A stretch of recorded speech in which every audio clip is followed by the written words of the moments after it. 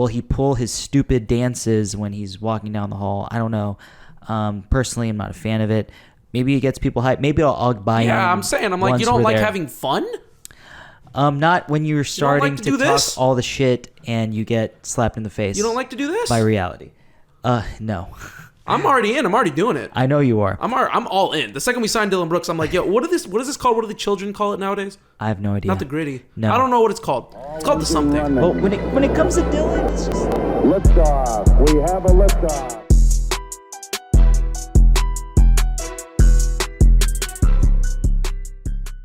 What is going on, everyone? You are listening to The Summit State of Mind, the podcast of dream shakes and step backs and everything Houston Rockets, presented to you by the Apollo Podcast Network. I am your host, your Commissioner Kenny, and with me as always is my brother, my tag team partner, the GM Justin. Follow all of us on all social media platforms at JP_Mirabueno, at Summit Commish, at Summit SOM Pod, and at Apollo NBA, and at Apollo HOU. GM! Free agency. On a Monday night. We're like 3 days removed from the start. OMG. Like, I'm trying, it's still, we've digested it now. We've give it a couple of days to digest it. Fred VanVleet, Dillon Brooks to star as to what ended up coming to Houston. GM, how are we feeling right now? For the first 24 hours of free agency, I felt like I was in a glass case of emotion, if I'm going to quote Ron Burgundy. I felt like, the first couple hours when we had heard that Fred VanVleet was a possible commit to Toronto, we had heard Dillon Brooks going to Dallas. We had heard that Brook Lopez was on again, off again, and ultimately off again with Houston.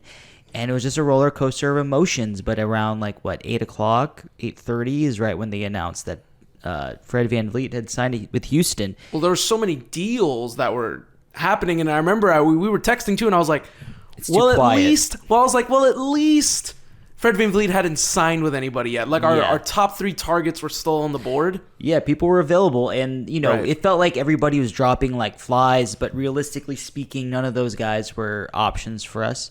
We may have had some options that were, like the ones that were the miracle, like Kyle Kuzma, Kyrie Irving. Those were names. Bruce Brown was another name as well that Houston had an in on, but ultimately, we found out who decided to come to Houston, and some of us are happy. Some of us are still a little meh, but I'm happy. Yeah, I'm happy. I mean, I don't know how you feel, but I'm happy. I'm happy we got our top target. I'm in a good spot. Yes, and and later on in this episode, I'm gonna explain my reasonings as to why Rockets fans should be excited. They shouldn't be as upset I agree. Or as angry. I guess there's nothing wrong with it. Fred VanVleet, people may believe that it was an overpay. The third year is a team option, and it's okay. But we got our top option. The team got who they wanted, especially in Ime Udoka, in terms of a table setter at the point guard position. And that was something that they had focused on and harped on, and they got their guy. And kudos to Houston for making it happen. Yeah, came in, no chaser, just straight to it. Just got straight to the point. All right, fantastic, good stuff. All right, so we are going to dive in and talk about, obviously, free agency, the moves that have happened within the Houston Rockets organization. But before we do that, I do want to give a quick ad just to let you all know we are officially on YouTube. Shoutouts to our Day One Is H listeners from 2020. We appreciate each and every one of y'all, but we have transferred. We've signed. Well, we've been signed. We've been with Apollo, but now we are officially on Apollo Houston's network on YouTube. So be sure to check us out. You can watch all of our future episodes and content on YouTube on the Apollo Media Network. Type in at Apollo HOU and you will find all of our glorious episodes live, loud, and in color. Once again, that is at Apollo HOU. Please super kick that subscribe button to receive notifications on not just our content, but to the best sports content Houston has to offer. So let's go ahead and jump into this episode, GM. First of all, reactions. Look, I'm going to go down this list just to kind of let everybody know. So there were so many moving parts, especially Saturday. I think we didn't know Twitter was down. It was weird. Like Elon Musk decided to do this in the middle of free agency. It was a horrible thing. It was a weird setup, and Everybody it lasted fell behind. Everybody fell behind. It lasted like 24 hours. I was like, dude, like you were literally the meat and potatoes of this freaking free agency, and you decide to cap us at 600. Like, do better. It was one of those things of where it just felt like the world stopped, and for a moment, everybody that lives off the app, especially with free agency, we're all attached to our phones, and especially when you're invested in the Houston Rockets and let alone any NBA team, you're really invested in free agency. And you only get updates by the second on Twitter. And Elon Musk failed all NBA fans with the Twitter. It was just terrible timing. Twitter sphere breaking down. It was just terrible timing. Absolutely. 100%. So, but I mean, bottom line, the Houston Rockets made some crazy moves. They did what they needed to do. They got their top guy, as the GM stated earlier. We signed Fred VanVleet on, he had verbally committed on a Friday night, 3 years, $130 million. Initially, the belief that all 3 years were going to be guaranteed, but reported later by Jackson Gatlin, corroborated by Jonathan Fagan.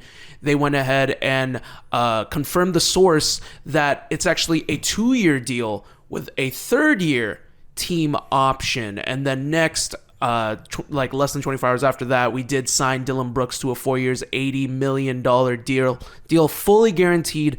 Tons of incentives, though, that have not been fully disclosed as of yet. I expect that news to break throughout the week in terms of what the incentives are. So he can make up to close to $80 million, but sources believe that he may not get that much. So not as bad. And then we ended up moving on from a Brook Lopez, who ultimately signed with Milwaukee. We signed a Jock Landale, big Jock Landale believer over here, to a 4 years, $32 million deal. The upside to that is only a first-year guarantee, and then after first year, basically, the team can opt for releasing team, they'll have team options to work with. And then, oh my gosh, Uncle Jeff Green's coming home. Uncle Jeffrey. On Welcome a home, G. On a 1 year, home. $6 million deal. And why am I more excited about that than anything? Hey, man, the nostalgia of bubble version Jeff Green knocking down threes against Oklahoma City and the Los Angeles Lakers is a wonderful feeling. I think we should bring Jeff Green back to. I think we should reinstitute the bubble, just so I can fully unleash Jeff Green. I'm not opposed to that. I would love to see that version of Jeff Green again. That would be great. I'd like to see it. I just think he's a great signing for the culture. The culture. 100%. Let's break this down as we move forward here. First of all, let's talk about Fred VanVleet. Holy shit. 3 years, $130 million, 2 years guaranteed, 1 year team option. GM, the Houston Rockets got the number one guy on their board. Ecstatic. The city of Houston very excited. A little 60-40. 60% seems to like it. 40% seems like it might have been an overpay. But overall, the Rockets did get the big fish in free agency. He was by and large the best player available in free agency and covers the biggest need for the Rockets, which is the point guard position. GM, Absolutely. Overall, how are you feeling with this deal? I know we had talked about the possibility of him coming, but now it's done. And signed, sealed, and approved. Right. Well, once it gets lifted in July 7th, it'll officially be signed, sealed, and approved. But how are you feeling overall about Fred VanVleet to Houston? I know that there was a lot of blowback in terms of overpay. I mean, I agree. When I first saw it, I was like, holy overpay. That was the initial reactions. But once you're able to sit back and look at the market rate for what is the top players on the market, 3 years, 130 in a whole isn't terrible. The saying always goes is yesterday's price is not today's price. And when it pertains to the type of talent that is Fred VanVleet, as a point guard, a leader of men, a former NBA champion, the guy can play hard-nosed defense. He's not afraid to talk. He's definitely a talker on the floor. And He's a Chicago hooper, man. Yeah, there you He's go. from Chicago. Exactly. Patrick Beverley, That's Isaiah who Thomas. They are bred into this. Yeah, it's a thing. And the thing about Fred VanVleet is that the Rockets got their guy. And if Ime Udoka, your coach that you hired, he was the guy that basically said no to James Harden, yes to Fred VanVleet. You listen to him. And especially if he's especially if a guy like a Fred VanVleet is a possibility in terms of a signing. So with all that being said, I am happy because I do believe that he will help this team in terms of moving forward. We don't have to have Kevin Porter Jr. play the point guard position with major minutes anymore. I know that a lot of fans might be down about that, but that's not necessarily true. Well, you've advocated for him as the sixth man. Like Absolutely. That's what I've wanted from the beginning. Right. And I feel like I'm very happy to see that we do have someone that can lead amongst men. And he's definitely going to be a good help, especially to the rookie Amen Thompson. Amen Thompson has a lot to learn in terms of the league and playmaking in the NBA. So Fred VanVleet is someone that's very smart, and he's been around the block in terms of playing. This is his second team, but with all of that being said, we have brought in the best veteran out in the open market, and we are very, very happy here in Houston. And 3 years, 130, 2 years, 84, 85. And when you put it in a vacuum, it's a lot. But with, the CBA jumping and the money that's going to just completely explode in terms of cap space for teams, not necessarily cap space, but the amount of salary cap for each team will explode. So maybe in a few years, that might not be an overpay. It might just be the going rate for what is a pretty good point guard. Yeah, no, I think, to basically continue on to what you were saying, people are complaining about the overpay first and foremost. Let's start there. People are complaining about the overpay of a Fred VanVleet. I'm going to ask everyone this question, anyone that's listening or watching on YouTube, what's the other option? What would please present to me another option that would, people might have wanted Kyrie Irving. Yeah, people want Kyrie Irving, yeah. And some people, myself included, wanted James Harden in Houston. There were other options out there, but realistically speaking, what else is there? That's what I'm trying to The options were a little slim. It was a bad off season in terms of options with cap room. The quality was not there, but I still believe that Fred VanVleet is definitely a quality player and a quality point guard. 100%. And I want people to kind of understand this, and you can't put a dollar amount on leadership, fortitude, culture setting. He is a culture setting point guard. Jonathan Fagan had posted an article today just talking about how much of a culture setting point guard he is, that he will come in and institute this right out of the jump. You couple that along with an Ime Udoka, who's already trying to set forth the culture, and he said it himself. He wants players with championship experience, leadership, players that can come in and help these young guys. And in my opinion, I don't think it gets much better than a Fred VanVleet. Despite the open market being a little slim, you're talking about players also being available as well. Steph Curry's, let's be realistic. Let's look at the point guards throughout the league. Steph Curry's not leaving Golden State. Mm-hmm. You know what I mean? Kyrie Irving, no. John Morant, a little immature. You know what I mean? You think about these point guards that are really, really good, right? Yeah. And culture setting, for their team. But you get a Fred VanVleet in his prime. Yeah. In his prime right now. He's going to turn 29. Fucking balling right now. He had a little bit of a down year, but the Toronto was kind of in a weird transition year. They were struggling on and off, injuries on and off the court. Done with Nick Nurse. They were kind of done with Nick Nurse. Yeah. I mean, kudos to Fred VanVleet. He kept his head on his shoulders and he did the best he could. It was a transition year for them, so I wouldn't really pay too close attention to the numbers from last year. Mm-hmm. I would look at it from the championship perspective of 18-19 for them, as well as what he brought to that team and what he's going going to bring to this team, because this is what Jalen Green, Jabari Smith, Amen Thompson, this is what they need. They need that type of guy. You just can't put a proper dollar amount on a player like Fred VanVleet and what he brings to the table right away. And I think it's going to pay dividends. I take that back. I know it's going to pay dividends right out of the gate. This team, it's basically setting an example, not just to the Rockets, not just to the players, but to the city of Houston of like, no, we're not rebuilding anymore. Like, this is it. Like, we're fucking going for it now. Yeah. Like, we need to try to get wins. You know what I mean? Jalen Green is in year 3. Jabari Smith in year 2. Al P in year 3. Kevin Porter Jr., 4 to 5 years into the league already. Like, these are guys that need to take the leap.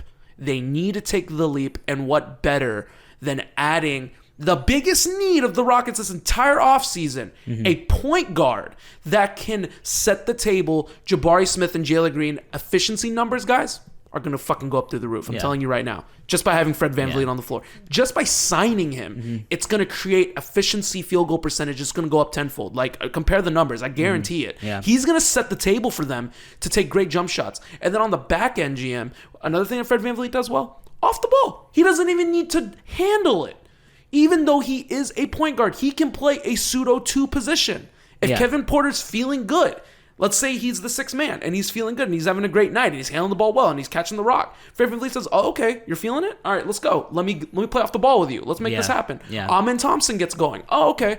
You got it going? Okay, you can set it up. All right, let me play some off. Let me play some off ball." Fred VanVleet has a good percentage from 3 when he catches and shoots. Yeah. He has no problem to catch and shoot the ball and to play off the ball. Yeah. He is a multifaceted all-star that you just brought to Houston. So, guys, I understand the overpay statement. It makes sense, but I just want everyone to also just think about the good that he brings to the table. It's you can't, and I'm going to keep saying this throughout the episode, you can't put a dollar amount on the type of leadership and what's that word? Intangibles as well, despite all of the other numbers, and because he performs really well, that he will bring on the court. Worth the $43 million per year. Let me add on a little bit to that. I mean, like, he shoots almost 90% from the free throw line, which is a big deal.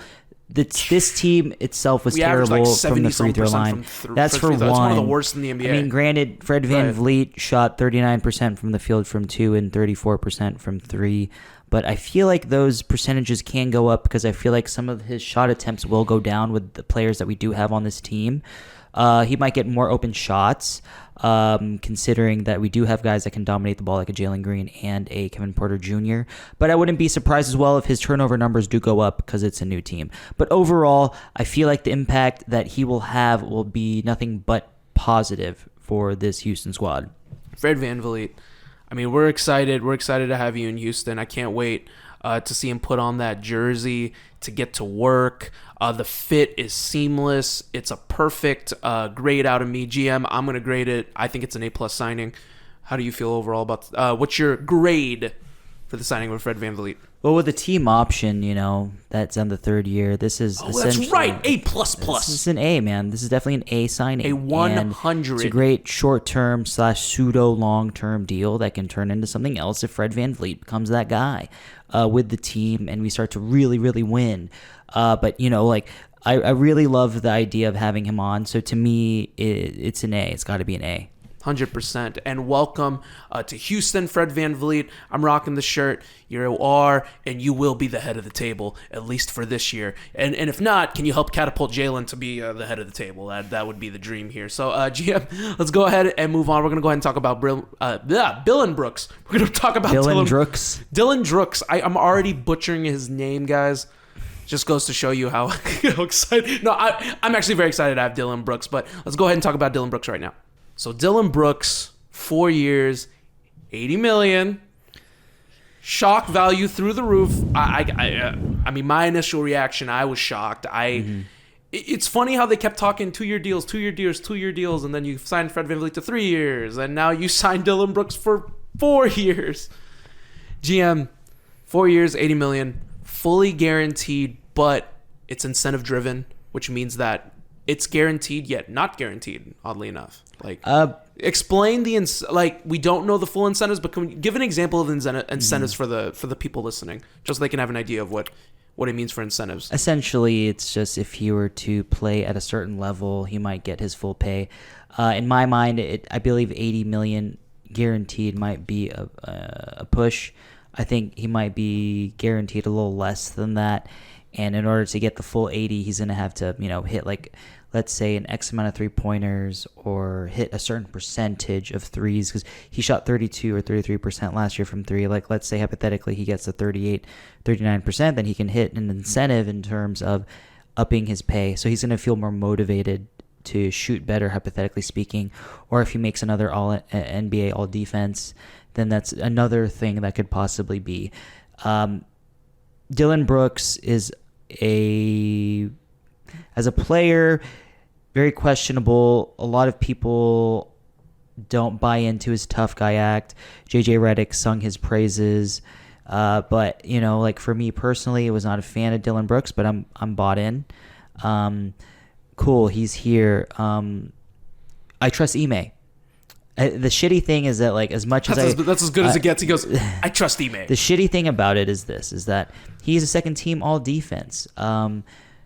Like I stated earlier, yesterday's price is not today's price. $20 million is definitely, I would say, like an overpay for Dillon Brooks and what he brings to the table. But at the end of the day, he's all defense, and this team needs all defense. And he will guard the opposing team's best wing. And he will defend them very well. He'll get in their face. And that is a quality that this team needs in terms of toughness. The question is, will he keep his mouth shut when it matters? Will he be a distraction on the media side? Will he pull his stupid dances when he's walking down the hall? I don't know. Personally, I'm not a fan of it. Maybe it gets people hyped. Maybe I'll buy him. Yeah, I'm saying, you don't like having fun? Not when you're starting to to do talk this? all the shit and you get slapped in the face. You don't like to do this? By reality. No.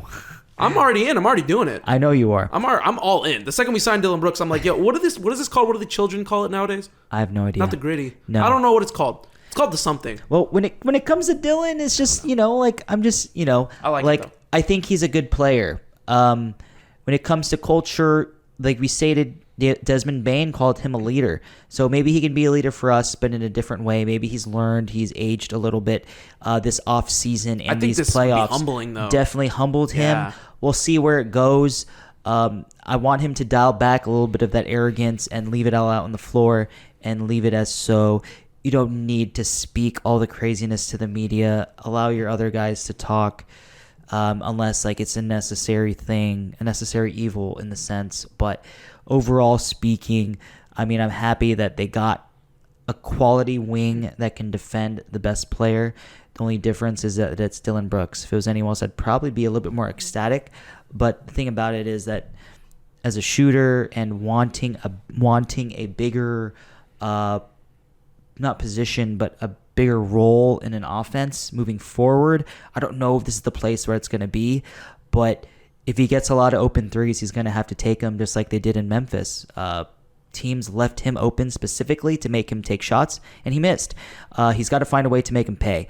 But with all that being said, with culture, like I said earlier, I trust Ime. And if Ime Udoka said, get me Dillon Brooks, I can mold him, I can take care of him, I can make sure that he stays in line, and he plays the Rockets way, then so be it. I'm in on him. I will, support Dillon Brooks as a Houston Rocket. And the biggest upside to Dillon Brooks signing is now Justin has to wear a Dillon Brooks shirt or jersey, whichever he chooses to wear. But y'all got to hear it here first on one of our recent episodes. But the GM, we did make that bet. He does have to wear a Dillon Brooks shirt for one of these episodes, shirt or jersey. It is done. I can't wait to see this. It's going to be so good. Like, dude, come on, man. This is for the content. For the content. There you go. Dillon Brooks, guys, I want to tell everybody this right now. And I don't know how people are going to feel. I'm probably going to piss some people off, which I do. I apologize. I'm not trying to do this in any way. I got 2 words for everybody. For people that don't like Dillon Brooks. Vernon Maxwell. That's where I want to start with. Vernon Maxwell had a lot of antics off the court. It was the 90s. I think Vernon Maxwell was, in today's world, I think he, with social media being a heavy presence, I'm sure he'd be maybe as villainized, maybe worse than a Dillon Brooks. They're not exactly the same player. I mean, the difference is that Vernon Maxwell has committed crimes, has been in jail. As much as I love Vernon Maxwell, right. But he's learned from that. Right. Now. Exactly. So, but as my whole point, that was a bad time in his life. So my point as to why I'm saying Vernon Maxwell is because what Vernon did for the team, what he brought to this team, the '94 Rockets don't win that championship without that grittiness, without that toughness, without that single-minded defense that he brought to the table every single time he entered that court. He was the Michael Jordan lockdown defender, the greatest player, the GOAT in NBA history. Yeah.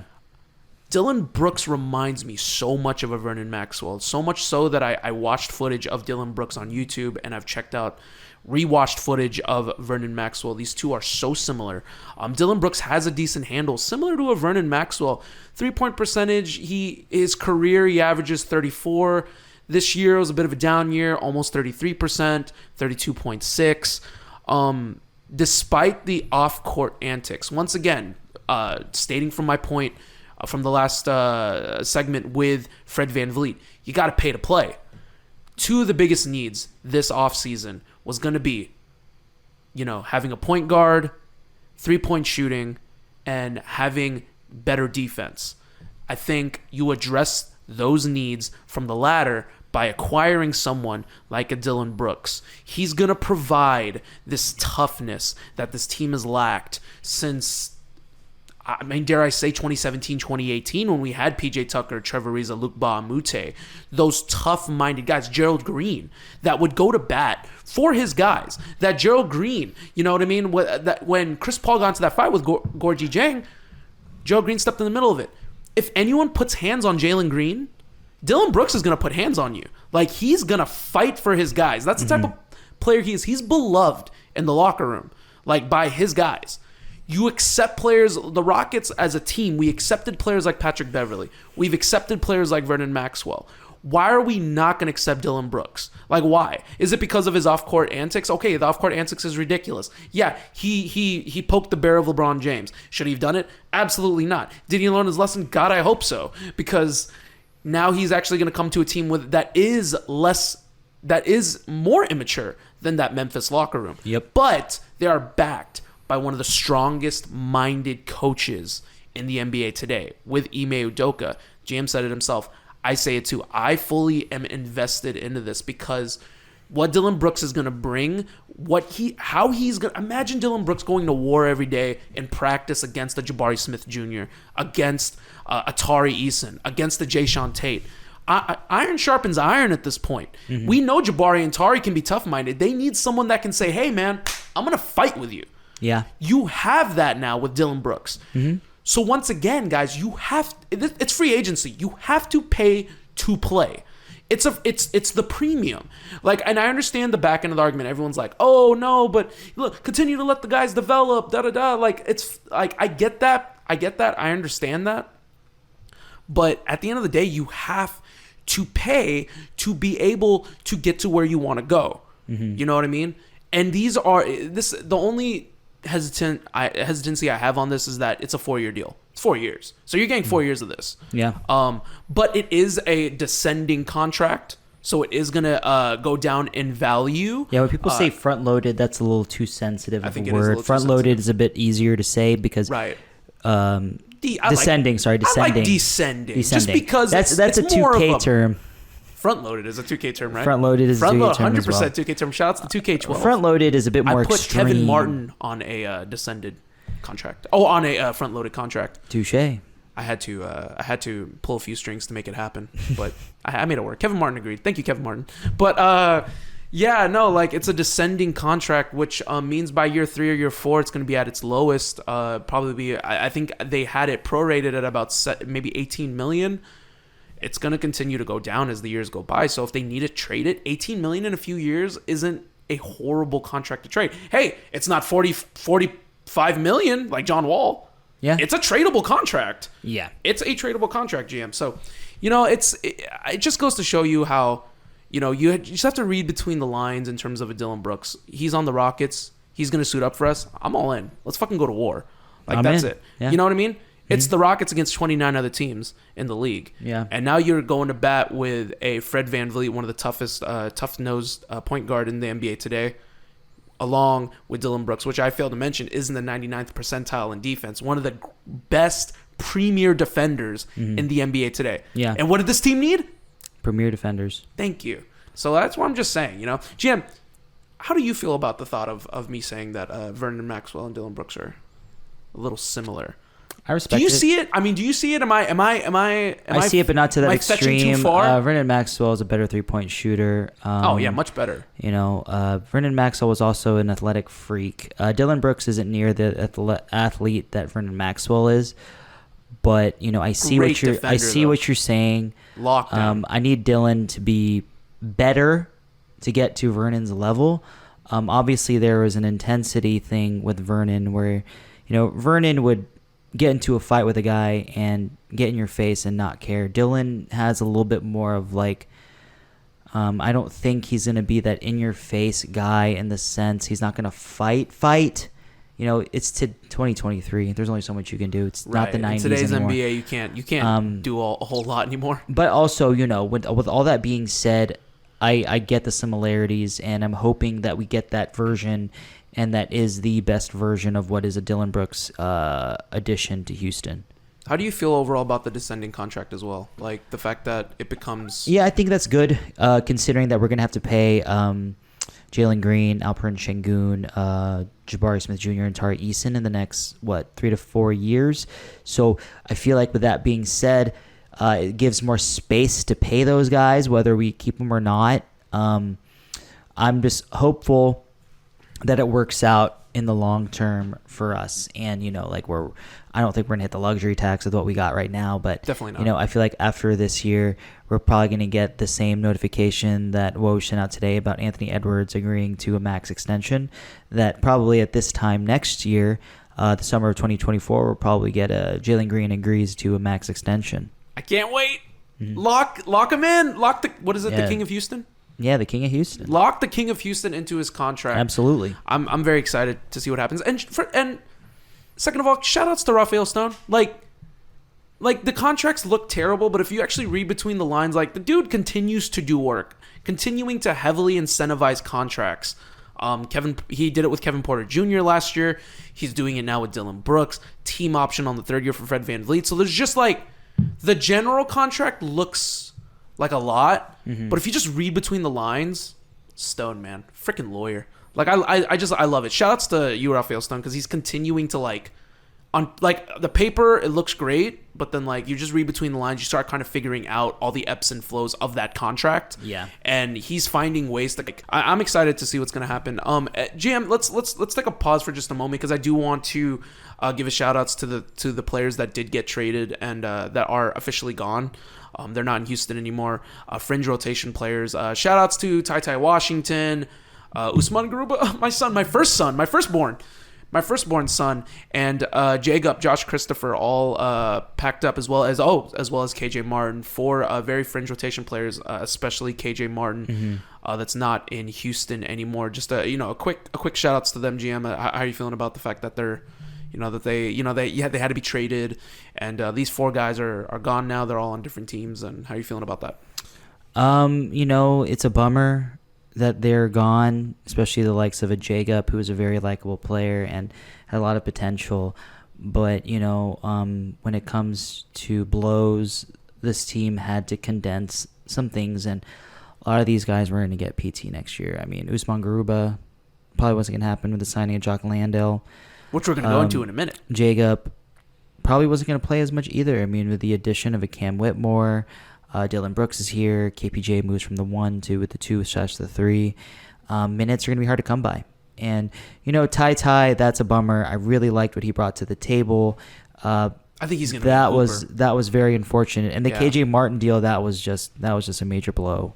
2 second rounders. The value wasn't there. But we do believe that was from a bigger portion of what was supposed to be a Brook Lopez signing to Houston, but it wasn't meant to be. And Raphael Stone, if that's how it went, and we had already agreed to these deals prior to all that being said, hey man, you're a man of your word and you made that happen. It was the same thing in 2014 when we traded Jeremy Lin to the Lakers, when we gave up a first to the Lakers to take him so we can sign Chris Bosh, and then Chris Bosh, nixed us at the 11th hour. So this stuff happens as a GM, and it happens, but Stone did what he was supposed to do in terms of living up to his word.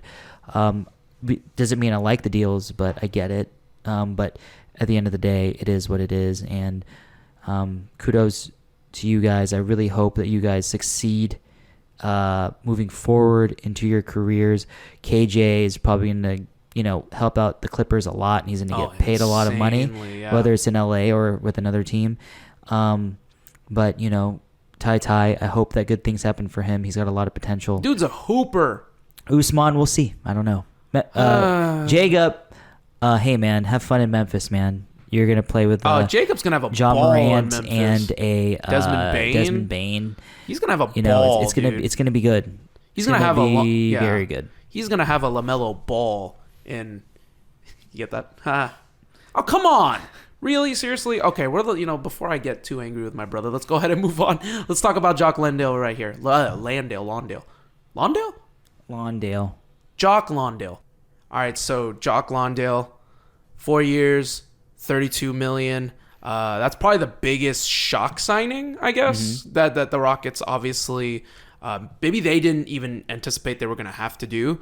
Obviously, the number one option was to get Brook Lopez, and I'm telling you, if we got Brook Lopez, geez, frickin' Louise, that would have been insane. That would have been 3 for 3. And we would have, and we heard that he had already agreed. So it was, or that he initially that he bought, you said earlier, he boshed us. Yeah, he boshed us. It became a pronoun. That there was an agreement in place. It became a noun. He boshed us. Whether it's really true or not remains to be seen. Right.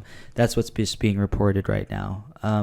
But in pertaining to Jock Landale, hey man, 4 years, $32 million. 1 year guaranteed. 1 year guaranteed.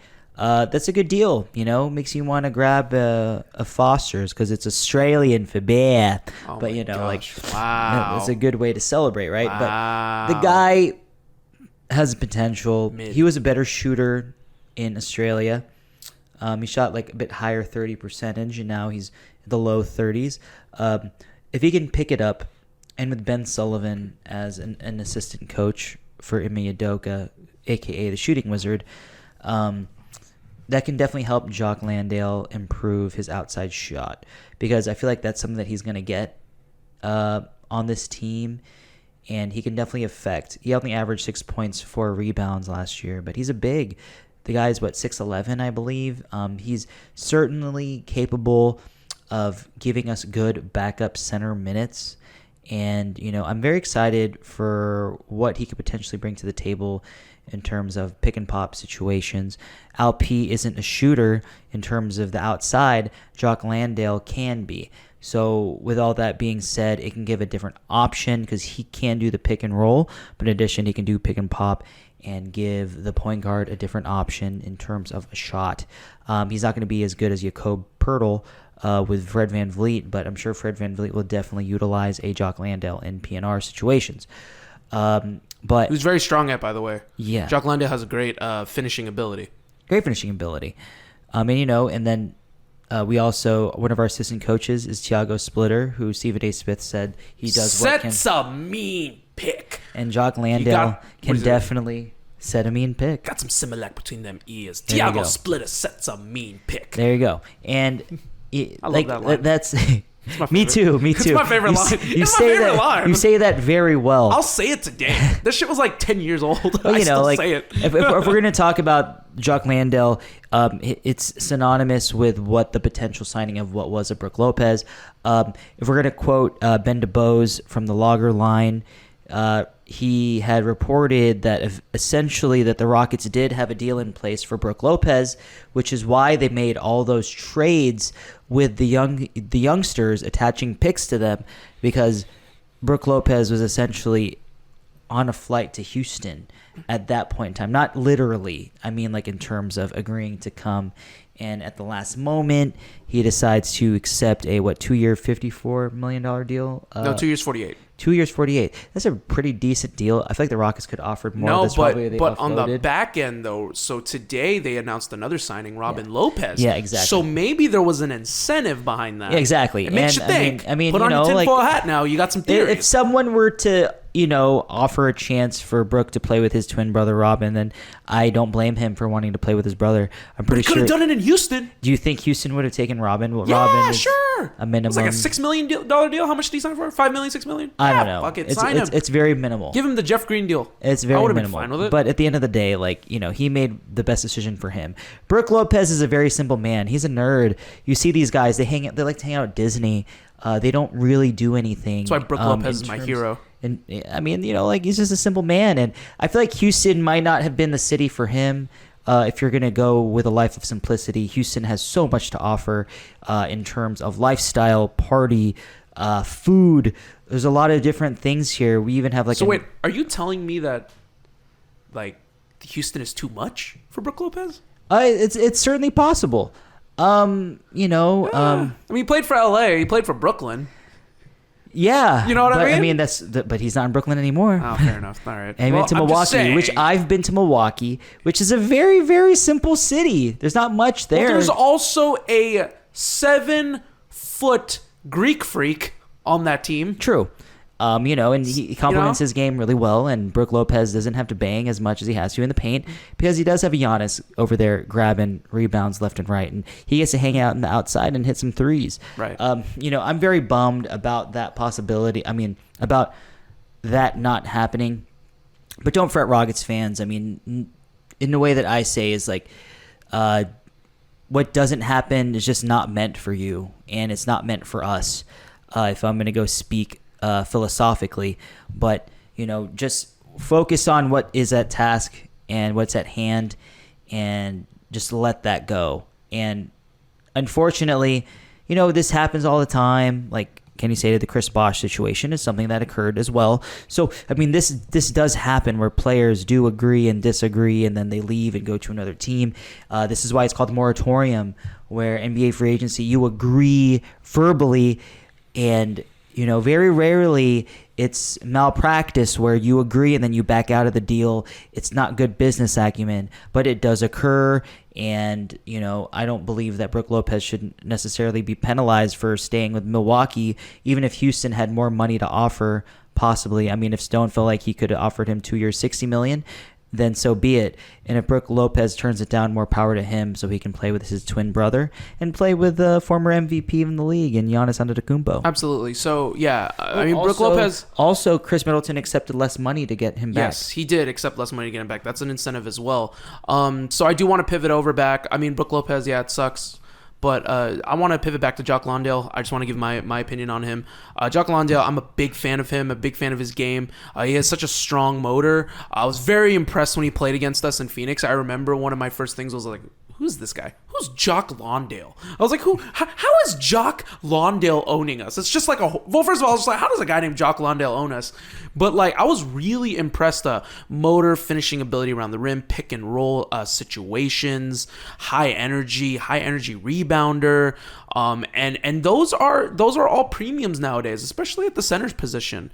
So the fact that he took a pretty small deal, $8 million is, to us, regular humans, $8 million is a ton of money. But in NBA terms, the things that I just listed in the NBA, like that, those are premiums. Like guys like that, like for example, like a Timofey Mozgov got paid 4 years, $60 million. Like, you know what I mean? Like, there you go. Those are big contracts, and I think Jock Landale does more than what Timofey Mozgov did. Shout out to the Lakers, but Jock Landale, the fact that he does this and he'll provide this as a backup, so he's not gonna start. But even if he had to start, Alpete goes down with something, he's sick. That's the type of backup center that you can actually depend on, and he's a great locker room presence. He's young, Australian, and on top of that, he was a decent 3-point shooter, so that's something to also think about, especially with the way the NBA is played today and how Ime Udoka is going to try to run the offense. I'm very excited about Jock Landale. He does a lot of, it reminds me so much of like a taller, he does a lot of intangibles. Like it's I don't want to, I'm not going to compare him to Shane Battier, but he is in a way like Mr. Intangible in terms of like that center position. Not highly touted by any means. I'm sure not a lot of people, a lot of the casuals had no idea who Jock Landale was, but I was a big fan of Jock Landale. I was actually shocked because initially they had him signed to that offer sheet and then they pulled the offer sheet. So I was like, okay, and I remember I saw it and I was like, why did they pull the offer sheet on Jock Landale? Like he's good, he's decent. And I knew once we signed, I was actually pretty excited. So I'm excited to see what Jock Landale brings to the table to Houston. He'll be a great backup for Alperen Şengün. And sad about Brook Lopez, but hey, man, we move. There you go, we do. And on top of that, 1 year guaranteed. So if it doesn't work out, Jock Landale just underperforms, you can cut him loose after this year, $8 million off the books. That's it. So that's another upside as to why, like I said, I think Stone deserves his flowers more than people are thinking right now. I know people are been tough on him, but I think that he also deserves some flowers for the way that he's kind of maneuvering these contracts. GM, let's move over to the last player, obviously. Crazy Uncle Jeff. Jeff Green, after the bubble year, is returning to the city of Houston, 1 year, $6 million. I wonder how or why this deal went down. Like, I'm just curious. Like, he's an NBA champion.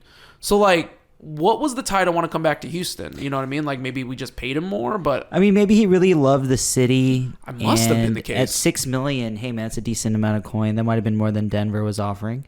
We won't really know, but hey man, Jeff Green he's for the culture. He is someone that has been around the league. He was traded in the Ray Allen trade? Yep. From traded in the Ray Allen trade. Seattle That's right. from Boston to OKC. 2008. He was one of the OG draft picks. He played with Kevin Durant, and Russell Westbrook and James Harden. Then he played with James Harden here. Jeff Green has certainly been around the block, but he's very solid, whether it is on the floor or off the floor. He is certainly someone that can lead these young men into a better and more promising NBA career. He can shoot the ball very well. He's a great defender, and he's got decent handles. I mean, we saw it in the bubble when he was playing with Harden that he was not afraid to put the ball on the floor. He can rebound, and his defense was very solid. As a player, he is certainly someone that a lot of these guys, especially someone like a Jabari Smith Jr. and Atari Eason, can definitely learn from, especially Cam Whitmore. Like these guys, with Jeff Green around them, it's invaluable what he brings to the table. You can't equate it to what $6 million is going to say or what $6 million will bring on the paycheck. But Jeff Green is a professional through and through. And I love the signing. I'm very happy to have Uncle Jeffrey back. Hey, man, if you're going to pay Udonis Haslem, if Miami Heat's going to pay Udonis Haslem contracts over and over again to come back, hey, touche. Man, pay Jeff Green. And Jeff Green is a lot more superior at this point in his career than Udonis Haslem. Guys, I'll say two things. One, does anyone remember the NBA Finals when Jeff Green pulled Michael Porter Jr. aside? He pulled Michael Porter Jr. aside. It was like a good 20-second clip. And if y'all don't know what I'm talking about, go on YouTube, go on Twitter, just search it up. It'll pop up. That 20 seconds will explain to you why Jeff Green should be in Houston. He pulls Michael Porter Jr. aside, and he's giving him tips like, hey, you're going to move here. He's like showing him like a shift in a movement, I guess, into what... who did they play in the finals again? Was it Miami? Playing Miami, right? Was it an offensive set or a defensive set? I don't know. I don't know. He's just kind of showing him like the shifting and movement of play. I mean, we couldn't hear anything, so it was just based on like what he was saying. But Michael Porter Jr., very attentive, listening. Imagine what Jeff Green can do with Jabari Smith. Like that, salivate at the mouth at that thought of a mind like Jeff Green, who's been in the league since 2007, has seen everything in the last 18 years, 16 years, and you bring him to this team. Like, imagine what he can do to a Jabari Smith, what he can do with Atari Eason. Like, you put that at the forefront. That's the important thing. Like, that is the most important thing, the way he institutes culture. That's what he can do off the court. Let's talk about what he can do on the court. Small ball center. You can plug and play him at any moment as the small ball center. at 6'8", 6'9". You can plug him at any point. Like he's the type of player. He's so experienced and so savvy with the ball that you just plug him in. He can be cold. Like he hadn't played at all until game 12. Okay, we're gonna plug him in a few minutes at small ball center. He'll come in. I guarantee you, he'll have a positive plus minus. Yeah. Like he's that much of a professional. He came to Houston in 2020, and he provided such stability with that small ball lineup that they were gonna go with obviously with PJ Tucker at the 5. But what Jeff Green brought off that bench was huge. It showed his importance to the team. It showed how important he was to that rotation on the court and off the court. So you institute that, plus the fact that he's a champion now with more years under his belt, knows what it takes to win. I can't wait to see what he's going to do with the forwards, what he can possibly do with Alperen Şengün as well. It's just an exciting time overall to be a Rockets fan. You're talking about making these strides with signings like Jeff Green, and to tie all of this up with a bow. We were the youngest team in the NBA. We did 3 years of rebuilding. You want veterans. You got veterans now, like veterans across the freaking board. Yeah. And now you institute 3-point shooting, Fred VanVleet. Tough nose defense, Fred VanVleet and Dillon Brooks. Locker room presence, Jeff Green. High motor backup center, Jock Landale. All, Dillon Brooks 27 with the oldest of Jeff Green being around 35, 36. This is exactly what the doctor ordered, despite not being able to land a Brook Lopez. But GM, this was great. These were great signings after letting it kind of settle in. I believe that these were great signings across the board. I think they did all that they could with the power that they had. What did you think overall, to tie this up with a bow? I think I agree. Some of the numbers not everybody agrees with, but with the hand that they were dealt in terms of their own cards, I believe that Stone did good. He did the best he could with what he had. As much as we would have liked Brook Lopez, we have to be okay with Jock Landale. And, Dillon Brooks wasn't the guy that I wanted, per se. I wanted Bruce Brown, but we move. And Dillon Brooks is a Houston Rocket. That's awesome. I was wrong. But hey, now, you know what? We move, and that's cool. I'm more than willing to accept him. He's on my team. I will root for him. And with that being said, I'm very happy that Fred VanVleet's here. So with all that being said, I guess I'll probably give the free agent signings probably like a solid B+. Solid B+ in terms of signings. I had about a B+ on my end, too. I mean, A+ obviously on the Fred VanVleet signing, but more work, obviously, to be done on that back end. I'm going to agree with you, good sir. A little handshake, a little man shake off camera. A gentleman's agreement? Huzzah! So, we're very excited, guys. And if you're not, hopefully if you listen to this episode, and you understand, y'all should definitely be excited. This was a great free agency, not the best free agency, obviously, not signing Brook Lopez, some of these contracts a little longer than you expected. But overall, the product on the court is going to improve. And I'm saying this right now, and I'm calling it right now, play in, baby. Count it. 2024, there will be a playoff game. Maybe not in Houston, but we will be playing a play-in playoff game. It will happen. You know what? Fuck it. I'll go as far as I'll say it. Playoff game happens in Houston. We back, baby. 2024 playoffs will take place in Houston again. Guaranteed. GM, give them the sign off one time for the people. Give the people, my voice is gone, what they want. I really respect that plan. Wow, that's a lot to ask for. But hey, man, we move. Got Fred VanVleet. We hope.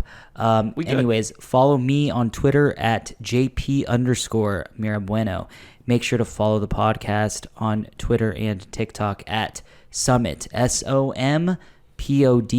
Make sure to follow the Instagram at Summit State of Mind _POD. Make sure to follow our people, our family, and our brothers at Apollo NBA and at Apollo HOU. And make sure to watch us on YouTube. Watch us on YouTube. Yeah, no, we actually have had over 1,000 views now from our past 2 episodes. So obviously you guys are tuning in. We really appreciate it. On my sign off, follow me as well on Twitter at Summit. GM decided to change it up a little bit. I was ready to give my pauper close. Follow me on Twitter at Summit Commish. Shouts to the Apollo Podcast Network, brethren, that continue to kill it. BTD, Beyond the Diamond. Give them your first listen for all Astros content. Shouts to the Apollo Texans, Off the Gridiron. Be sure to give them your first listen for all Houston Texans content. And of course, shouts to the One Take Podcast, your first listen for all all pop culture needs. And we thank each and every one of y'all for making us your very first listen in terms of all Houston Rockets content. As we close the chapter here, as our producer gives us go home cue on episode 169, let's go ahead and go home here one time. More news to be done on the back end, guys. The free agency is continuing. It's not done. So more news may happen. The trades may get bigger. Clint Capella may come to Houston. We don't know. So that's what we're here to do. The content comes out, we're here to report it out to y'all. So we can't wait. We're going to come back with another episode. If there is more stuff that happens during the week, we will be returning this week with an episode. And if not, we'll catch you guys next time. And we appreciate each and every one of y'all here. So I'm going to end this episode as I end every episode. Go Summit, go Apollo, and we got Fred VanVleet, a freaking point guard. We got Dillon Brooks, we got Jock Landale, we got Jeff Green, the new look Rockets. Go Rockets.